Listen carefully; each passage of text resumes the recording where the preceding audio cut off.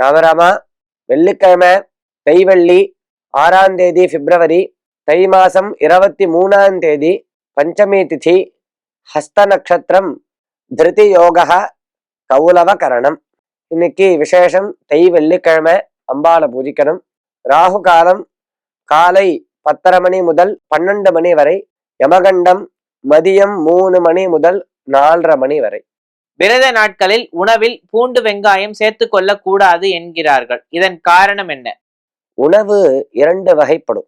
ஒன்று நமது உடலுக்கும் மனதுக்கும் நன்மையை ஏற்படுத்தும் உணவு, மற்றொன்று உடலுக்கு மட்டும் வலிமையை ஏற்படுத்தும் உணவு.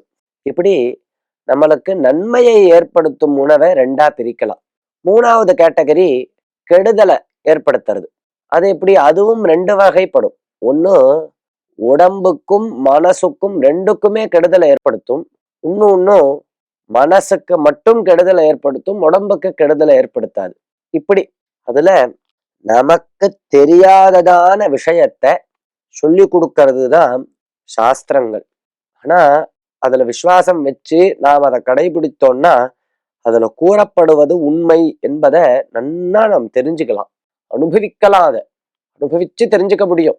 எத்தனையோ பேர் அனுபவித்தவா இருக்கா, அனுபவிச்சுட்டு இருக்கிறவா இருக்கா, பிரத்யக்ஷமா நாம் பார்க்கிறோம். இப்போ இந்த சாஸ்திரம் சொல்றது, சில பதார்த்தங்கள்லாம் நீ சாப்பிட்ட அப்படின்னா உன்னுடைய மனசுல விகாரங்கள் ஏற்படும். உனக்கு அந்த ஐகாகிரியம், அதாவது மனது ஒருநிலைப்படுவது என்பது இருக்காது.